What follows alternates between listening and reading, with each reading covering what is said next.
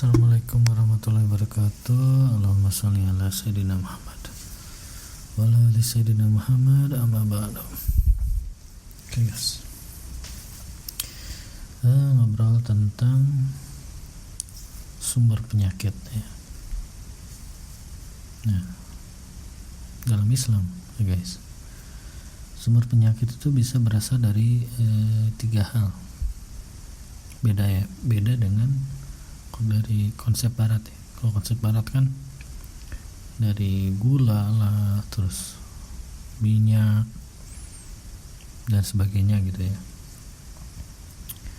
yang akhirnya di situ kandungannya besar, berlebih gitu ya dalam tubuh, sehingga menyebabkan penyakit. Konsep barat ya. Kalau di Islam, penyakit itu bisa bersumber dari setidaknya dari 4 hal ya. Yang pertama, sumber penyakit itu dari makanan yang dikonsumsi tidak halal alias haram ya. Contohnya ya babi ya, daging babi, anjing yang udah terkenal ya. Dan haram nih ada haram zatnya dan haram lain-lainnya gitu ya.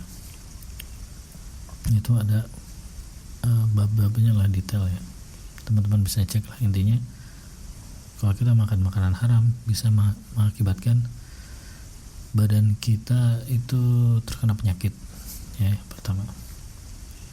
Yang kedua, bisa dari sumber penghasilan guys. Jadi jika sumber penghasilan kita tidak halal, itu bisa menyebabkan kita terkena penyakit. Misalnya kita jual homer gitu kan ya. Homer itu maksudnya minuman keras atau narkoba ya. Lalu dari penghasilan itu kita beli makanan. Nah, makanan itu bisa menyebabkan penyakit gitu guys. Lalu yang selanjutnya ya, selain dari sumber penghasilan yang tidak halal, yang ketiga adalah tidak membayar zakat.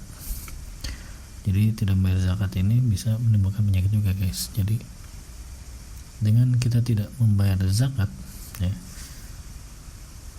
itu akan ibaratnya akan dipaksa dikeluarkan oleh Allah ya, dengan cara kita kena penyakit. Nah, jadi dengan penyakit itu Allah memaksa kita mengeluarkan uang dalam bentuk biaya pengobatan gitu guys ya. Yang ketiga ya. Nah, yang keempat ini adalah ujian guys. Jadi bisa jadi teman-teman melewati 3 hal ini ya. Misalnya makanan udah halal ya, lalu penghasilannya juga dari penghasilan yang halal, lalu zakatnya rajin, namun masih terkena penyakit ya, berarti teman-teman lagi diuji oleh Allah ya. Itu bentuk ujian. Tapi biasanya ini jarang ya, yang keempat ini biasanya persentasenya sedikit gitu ya. Kebanyakan pasti yang di 3 ini, entah itu teman-teman konsumsi makanan haram, entah penghasilannya haram, atau entah teman-teman belum bayar zakat ya. Oke guys, gitu aja supaya pengingat juga bagi saya pribadi dan menambah keyakinan teman-teman ya. Oh ya, contoh nyata nih waktu itulah zaman saya masih kerja ya, setelah pernah kerja di bank ya. Ada teman saya waktu itu ya, umurnya udah mungkin 48 lah kali ya. Ya secara makanan sehat ya karena pegawai bank gitu kan, dengan gaji yang cukup bisa membeli makanan yang sehat gitu ya. Makanannya baik, sehat, namun beliau terkena kanker rahim guys. Secara ilmu barat itu tidak mungkin gitu kan, makanannya sehat gitu. Nah, itu karena sumber penghasilannya itu haram, jadi sumber penghasilan haram mengakibatkan penyakit. Dan itu banyak juga contohnya. Ada juga bos saya waktu itu, jadi namun yang kena penyakit istrinya, ya istrinya ini sakit keras sehingga harus berobat di rumah sakit gitu kan, malah sampai dengar-dengar tuh sampai 5 tahun ya, walaupun akhirnya meninggal gitu. Nah jadi karena sumber penghasilan haram bisa menyebabkan penyakit juga ya guys. Jadi ibaratnya gimana, seolah-olah ditarik kembali penghasilannya gitu, nggak berkah gitu guys. Macam-macam gitu kan. Ada yang temen rajin, bukan rajin, sering tabrakan gitu kan, tabrakan motor. Dengan tabrakan itu dia kan harus kepaksa ngeluarin uang buat berobat kan. Unik-unik gitu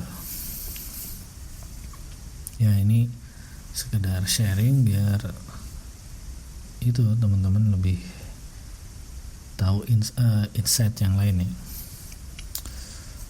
Lalu apalagi ya, ya paling gitu guys. Jadi teman-teman nggak usah ragu ya, kalau teman-teman penghasilannya halal, makanan halal, udah teman-teman jangan ragu lagi. Maksudnya wah jangan takut makan ini, takut gimana, nggak usah. Saat teman-teman yakin teman-teman penghasilannya halal, makanan yang akan teman-teman makan halal, ya udah bismillah makan gitu kan. Nggak usah takut-takut. Oke guys, gitu aja. Assalamualaikum warahmatullahi wabarakatuh.